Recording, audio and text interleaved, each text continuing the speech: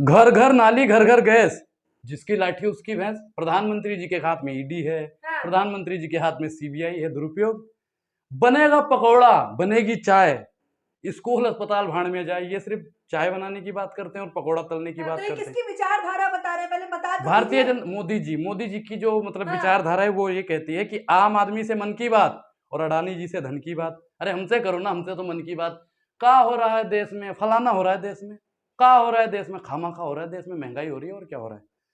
वाह रे शासन तेरी खेल, और अनुराग को भी होगी जल्दी जेल। भारतीय मैं ज्योति आप सभी का नेशनल दस्तक पर स्वागत करती हूँ। प्रधानमंत्री श्री नरेंद्र मोदी जी को पैसों की भूख नहीं बल्कि हवस है। जी हाँ, ये मेरा कहना नहीं है, बल्कि दिल्ली के सीएम अरविंद केजरीवाल जी ने विधानसभा में कहा। उन्होंने कई सारी ऐसी बातें करी जिन्हें सुनकर आप शॉक हो जाएंगे, और जाहिर तौर पर उनके भाषण जो अब इंस्टा, ट्विटर, फेसबुक हर जगह धड़ल्ले से वायरल हो रहे हैं। उन्होंने बहुत बड़े बड़े घोटाले किए हैं, और उनकी बातों से अगर मैं साफ तौर पर प्रत्यक्ष रूप से रखूं तो आप ये मान लीजिए कि अभी तक जो बताया जा रहा था कि 20,000 करोड़ का घोटाला अडानी ने किया है, तो वो घोटाला अब अडानी ने नहीं बल्कि अरविंद केजरीवाल जी का कहना है कि मोदी ने किया है। इस बात के बाद तो राजनीतिक गलियारों में चर्चा का मुद्दा बन गए हैं राहुल गांधी, अरविंद केजरीवाल और तमाम विपक्ष। अडानी को तो अब साइड दरकिनार कर दिया गया है और मोदी पर हथकंडा टाइट हो गया है विपक्ष का। इसी बारे में बात करने के लिए मेरे साथ अनुराग ओझा है। जाहिर तौर पर अनुराग ओझा की तमाम वीडियो आपने देखी होंगी, और मुझे ऐसा लगता है कि अनुराग ओझा अब किसी परिचय के मोहताज नहीं है। तो बिना देर करे शुरुआत करना चाहूंगी, क्या कहेंगे अनुराग? मैडम सही बात है जो केजरीवाल जी ने कहा है कि ये अडानी घोटाला नहीं, मोदी घोटाला। एक चीज बताइए, श्रीलंका जाते हैं, वहां के राष्ट्रपति के ऊपर दबाव डालते हैं, हमको टेंडर दीजिए, टेंडर हमको दीजिए। मतलब अडानी नहीं है, अडानी तो एक कठपुतली है, उसे यूज किया जा रहा है। और मोदी जी चाह के भी जांच नहीं करवा रहे हैं। अगर जांच होगी तो मोदी जी भी डूबेंगे।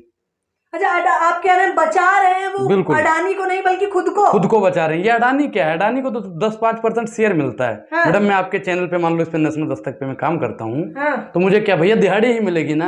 हाँ। तो एक ये सिर्फ मुहरा है, और जितना भी घोटाला हुआ है आज तक, और 20,000 करोड़ जो वो भी मोदी जी का ही है।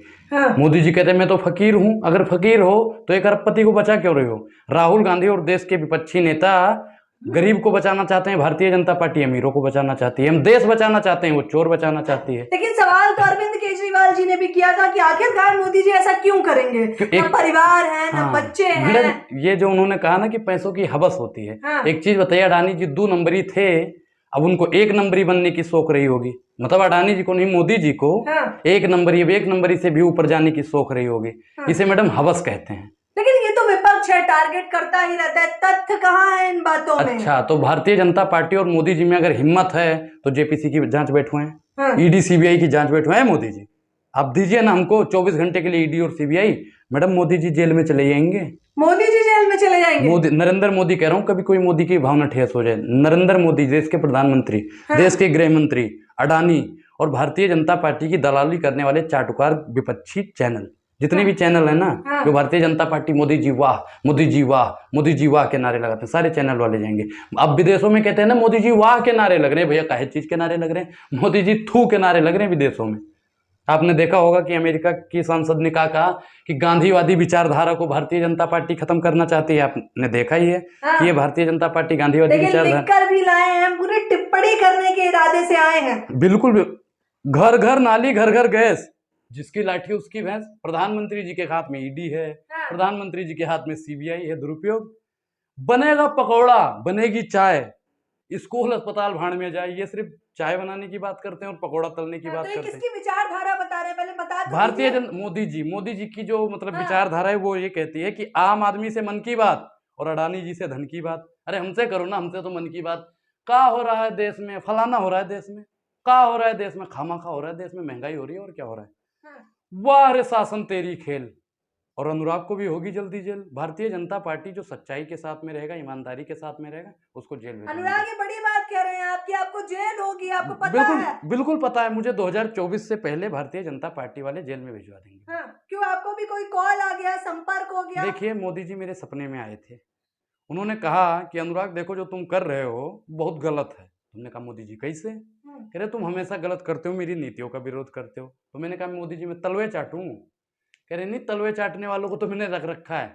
मैंने कहा कहाँ पे? कह रहे आपने देखा होगा कुछ लोग बेफालतू में भोगते रहते हैं, मोदी जी वाह, मोदी जी वाह, मोदी जी वाह। तो मैंने कहा मोदी जी वो कौन है? कह रहे मोदी जी कह रहे हैं कि वो कुत्ते हैं। तो हमने कहा मोदी जी हम कौन है फिर? कह रहे तुम जो भी हो, एक जो भी हो जनता के लिए काम कर रहे हो, लेकिन अगली बार से अगर मोदी जी भ्रष्टाचारी हैं, मोदी जी झूठे हैं बोला तो ठीक नहीं होगा। मैंने कहा मोदी जी क्या होगा? कह रहे अमित शाह के पास फोन कर देंगे और ईडी सीबीआई भिजवा देंगे। अच्छा, तो ईडी और सीबीआई मोदी जी के हाथ में है? बिल्कुल किसके हाथ में कह रहे मैडम? वो तो निष्पक्ष है। ये आपका चैनल निष्पक्ष है? हाँ, ये बिल्कुल आपके निष्पक्ष। हाथ में नहीं है, ये हाँ। गोदी सेठ के हाथ में इस चैनल का भी वो है। अगर आप ज्यादा बोलोगे ना यूट्यूब कंपनी को भी खरीद लेंगे। हाँ, मोदी जी मोदी जी का खरीदेंगे? मोदी जी तो मतलब लेकिन खरीदने मालिक संविधान नहीं, अधिकार देता है खुले संविधान मन अधिकार से देता बोलने है। का, मैडम देखिए, निष्पक्ष बोलने का। मैडम देखिए जब से सोशल मीडिया आया है तब से हम अपने अनुच्छेद 21 का सही रूप से प्रयोग कर रहे हैं, लेकिन भारतीय जनता पार्टी संविधान को कुचलने की कोशिश कर रही है, बाबा साहब के विचारों को कुचलने का कोशिश कर रही है, गांधी जी की विचारधाराओं को कुचलने का कोशिश कर रही है। इसलिए हम भारतीय जनता पार्टी के खिलाफ हैं, और भारतीय जनता पार्टी से नहीं उनकी नीतियों के खिलाफत करते हैं।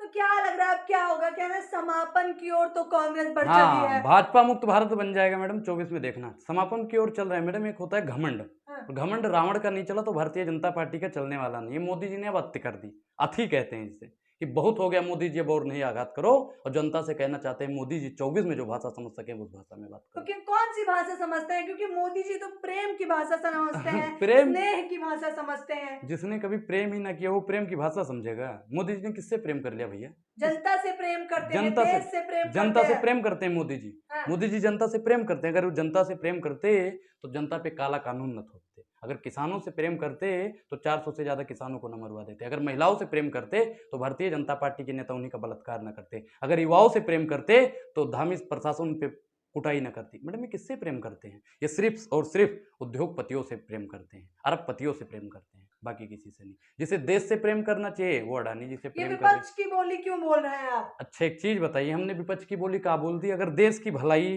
विपक्ष की बोली है तो मैं बोलता रहूंगा, अगर जनता की भलाई विपक्ष की बोली है तो मैं तो बोलता आपको रहूंगा। लगता है जनता को इतनी समझ नहीं है कि वो अपना भला बुरा समझ सके? मैडम देखिए, जनता 135 करोड़ जनसंख्या अनुराग के साथ में है, तभी अनुराग तो इस फिर तो तानाशाह, चुनाव आप ही लड़ लीजिए। नहीं राजनीति करना मकसद नहीं, मेरा मकसद है इस तानाशाह की सूरत बदलनी चाहिए। 135 करोड़ जनसंख्या मेरे साथ है, तभी इस हिटलर से मैं लड़ पा रहा हूँ मैडम। मोदी जी से?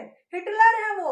और कौन है? क्या हिटलर गिरी करी है हिटलर, उन्होंने? एक चीज बताइए, ये अंग्रेजों से ज्यादा कुशासन करने वाला प्रधानमंत्री, देश में सबसे ज्यादा भ्रष्ट। एक चीज बताइए, आपने देखा होगा जब भगत सिंह ने पोस्टर लगाया था अंग्रेजों के खिलाफ में, किसी की गिरफ्तारी नहीं हुई थी भैया, आप इतिहास खंगाल के देख लीजिए। लेकिन मोदी हटाओ देश बचाओ के नारे लेके भारतीय जनता पार्टी ने गिरफ्तारी शुरू कर दी।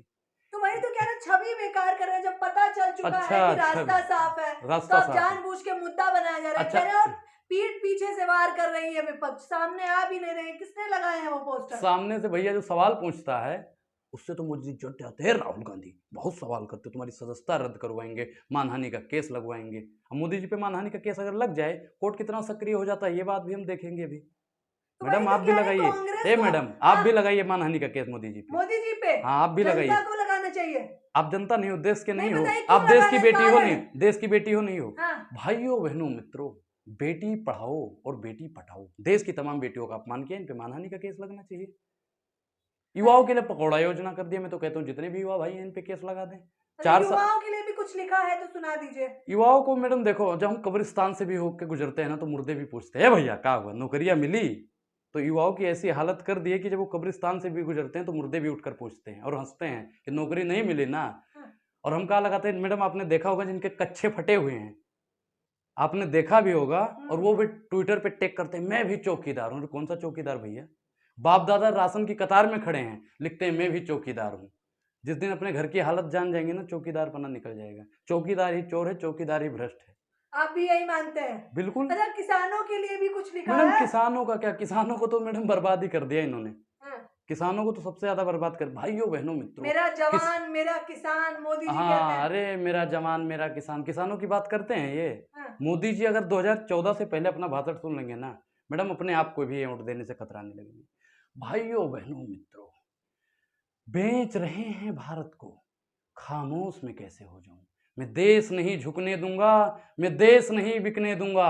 हाँ मैंने कसम ये खाई है, मैं देश नहीं मिटने दूंगा, मैं देश नहीं बिकने दूंगा। मैडम देश की एक एक संपत्ति बेच रहे हैं, रेल बेच रहे हैं, तेल बेच रहे हैं, खेल बेच रहे हैं, सेल बेच रहे हैं, घर बेच रहे हैं, द्वार बेच रहे हैं, सोफा बेच रहे हैं, अपने मेहरारू लड़कन का कपड़ा बेच रहे हैं, गहना बेच रहे हैं। हाँ, इसमें भी आपने कुछ कटाक्ष करते हुए रेल बेच दिया जेपी हाँ नड्डा को मैडम लेकर। देखिए, हाँ जब घर में और देश में कोई निकम्मा लड़का होता है ना, हाँ। तो घर का सोफा बेच देता है, टीवी बेच देता है, खेत बेच देता है, खलिहान बेच देता है। वर्तमान सरकार देश की एक एक संपत्ति को बेचने का काम करती है। रेल बेच दिया, तेल बेच दिया, बिका हवाई अड्डा, और ये सब बिकता देख के खुश हैं अपने जेपी नड्डा। महंगाई की मारी जनता करती हाहाकार, कहाँ सोया है चौकीदार। पेट्रोलियम सेंचुरी मार गई, गैस 1100 पार, कहाँ सोया है चौकीदार। रखवाली करने में व्यस्त है वो। और अंधभक्तों से पूछो, जिसे मोदी जी कहते हैं कुत्ता, हम तो नहीं कहते, मोदी जी ने हमारे सपने में बोला है। अरे मोदी जी ने सपने में उन्हें कुत्ता बोला? हाँ ये अंधभक्तों को। असंवैधानिक शब्द है, पहले तो मैं माफी चाहूंगी ये शब्द बोलने के लिए। मैडम अंधभक्तों को बोलते हैं, हम नहीं जानते हैं। सपने में तो कोई कुछ भी बोल सकता है, सपने पे भी अधिकार लगा दोगे? हाँ। हम मान और क्या बोला? सपने में ही बोला होगा, कॉल भी किया होगा। उन्होंने कहा कि जो अंधभक्त हैं उनसे आपने देखा होगा कि बैंक लूट कर नीरो भागा, सोता चौकीदार है। और कुछ भी पूछो एक ही उत्तर, नेहरू जिम्मेदार है। अगर मैडम आपने लिया होगा अंधभक्तों का कभी इंटरव्यू, गोबर भक्तों का इंटरव्यू, तो वो कहते हैं, ए भैया अंध नेहरू अगर ना होते ना, नेहरू ने ही देश का मटिया मेट कर दिया भैया, नेहरू ने देश बना दिया। 1947 में जब अपना देश आजाद हुआ, देश अपना डूबने के कगार पे था, और उसे निकालने का काम अगर किसी ने किया तो नेहरू जी ने। अच्छा, अरविंद केजरीवाल जी ने अपने विधानसभा में एक बड़ी बात कही, क्योंकि बार बार ये आरोप लगाया जाता है कि 70 साल में देश बर्बाद हो गया है, तो उन्होंने कहा कि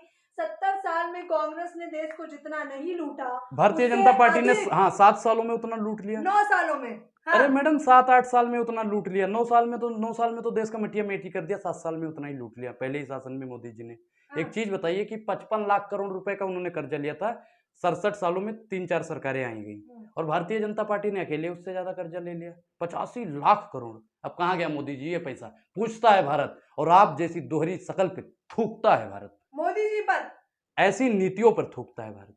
नहीं, क्योंकि ये भी ए असंवैधानिक भैया, बात ए है। भैया, मानहानि लगाओगे? मानहानि लगाओगे? लगा दो मानहानि, लगाओ नहीं डरते मानहानि। आप? अरे मैडम हमारे जब पूर्वज गोरे अंग्रेजों से नहीं डरे थे, तो हम काले संग्रेजों से डर जाएंगे? ये मोदी की सरकार नहीं है, ये संग्रेजों की सरकार है। ये भारतीय जनता पार्टी सिर्फ और सिर्फ यहाँ के गरीबों को दबाना चाहती है और अमीरों का शासन लाना चाहती है। हम इनका डिवाइड एंड रूल चलने नहीं देंगे। ये चाहते हैं कि फूट डालो राज करो, हिंदू मुसलमान करो राज करो। अच्छा, अब लग रहा है कि जब से राहुल गांधी की सदस्यता गई है तब से जनता जागरूक हो गई है। बिल्कुल मैडम, सब जाग रहे हैं। अगर अभी नहीं जागे ना, ये राशन में भी मिला के कुछ खिलाता है मैडम। एक चीज आपने देखा होगा, ये 80 करोड़ को राशन दे रहा है ना, मुझे तो लगता है उसमें भी कुछ डाल के ही खिलाता है। हाँ। जो मोदी का राशन खाता है, मोदी जी वाह के नारे लगाता है। आप नहीं खाते उनका राशन? मैंने तो मैडम 1 किलो राशन इनका आज तक नहीं लिया। बोल दे मोदी, है मोदी, हिम्मत है बोलने की, हमने कभी आपसे राशन मांगा है? कभी नहीं लिया इनसे राशन। आप गरीबी रेखा में नहीं आते अरे होंगे मैडम ना, गरीब आप उच्च सुनिए, होंगे। ए मैडम 3 से 4 बार अप्लाई किया राशन कार्ड के लिए, बनने ही नहीं दे रहे हैं। अच्छा, मिल ही नहीं रहा है हाँ आपको? भारतीय जनता पार्टी वाले दे, भगवान करे धन्य रहे भगवान, इनका हमें राशन भी ना मिले।